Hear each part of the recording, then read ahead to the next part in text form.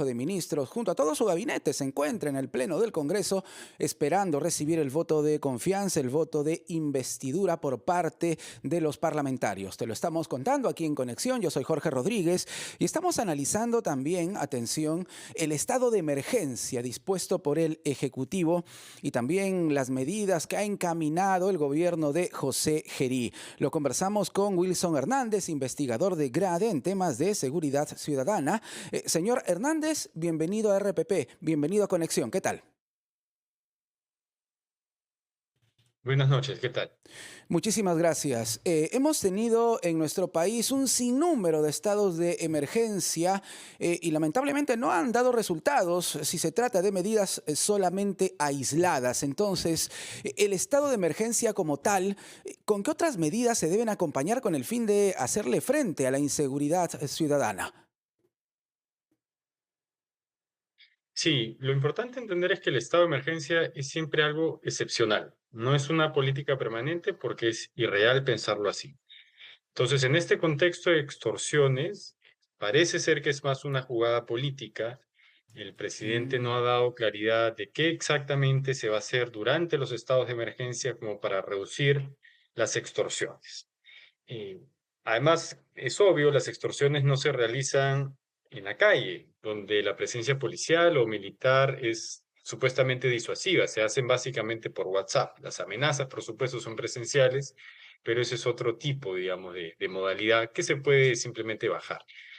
Nosotros en GRADE hicimos una evaluación de impacto de los estados de emergencia del Callao y hay un par de lecciones Sí, importantes, ¿no? ¿cuáles son?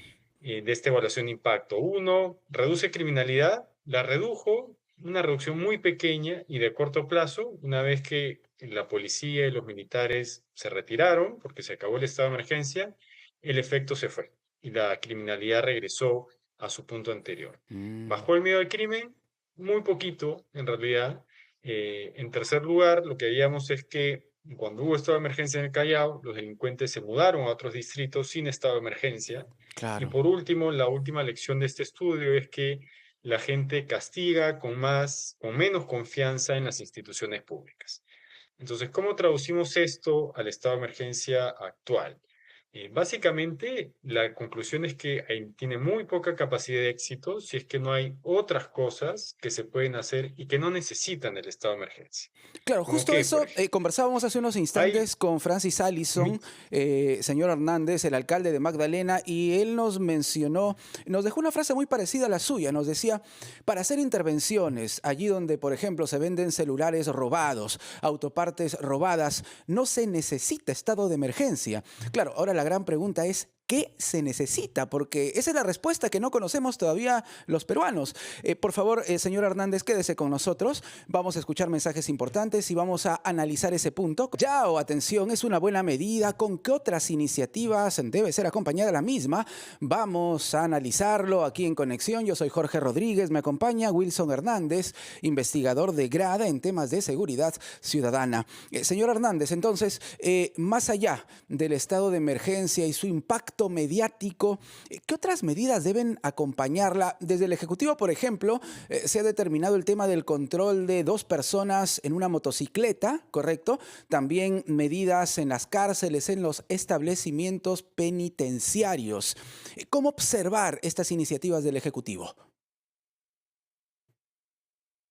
Sí, lo de dos personas en la moto ha sido discutido bastante. En Colombia se hizo, se evaluó el impacto y no se halló mayor reducción en crimen. Entonces por ahí no va, ¿no? Y el extorsionador, vamos, no comete, no envía los mensajes extorsivos mientras está en la moto, además, ¿no? Queda claro que no es así la modalidad.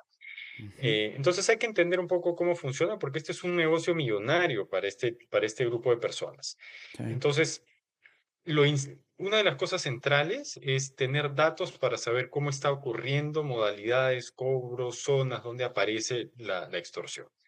¿Dónde está esa fuente? Está en el propio Estado. Se llama denuncias policiales, que son incompletas, por supuesto, no es todas las denuncias, pero sirven. Pero lo que el Estado tiene que hacer es construir una base de datos a partir de las denuncias policiales para georreferenciar dónde están ocurriendo, en qué tipo de negocios, en qué tipo de zonas y además a lo largo del tiempo. ¿Para qué sirve esto? Esto es como un cáncer, digamos, ¿no? Entonces, si hacemos Ujú. la analogía, Si yo sé que está apareciendo por esta zona y que se está expandiendo hacia el norte, determinadas avenidas, determinados negocios, determinados mercados, yo me puedo anticipar. Entonces, puedo entender por dónde van a aparecer nuevas personas extorsionadas, nuevos negocios extorsionados e Claro. incluso nuevos ataques de este tipo. Entonces, ese punto es clave para entender las modalidades y el despliegue geográfico. Una solución interesante que se aplica en otros casos es Ajá. tener especies de unidades móviles de Ok. policía y fiscalía, vamos a llamarlo en zonas rojas o zonas calientes. ¿Qué significa esto?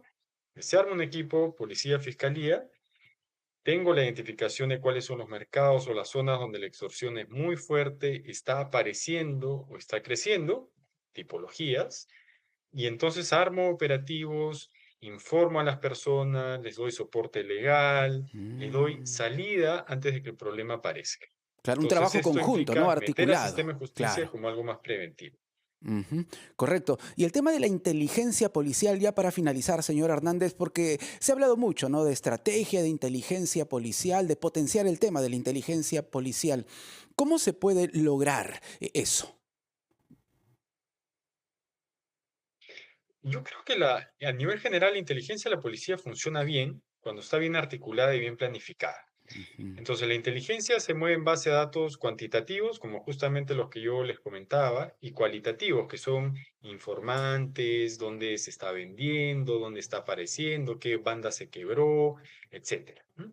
Entonces, la inteligencia policial lo que tiene que hacer es empezar a recabar las pruebas para identificar aquellos grupos que están cometiendo extorsión y que la justicia les caiga encima.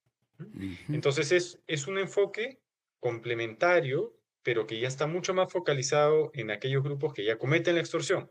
No es tan preventivo como identificar dónde está creciendo y por tanto ahí mover equipos móviles de fiscalía y policía para prevenir que este problema siga creciendo. Muy bien, señor Hernández, muchísimas gracias por su aporte. Gracias por estar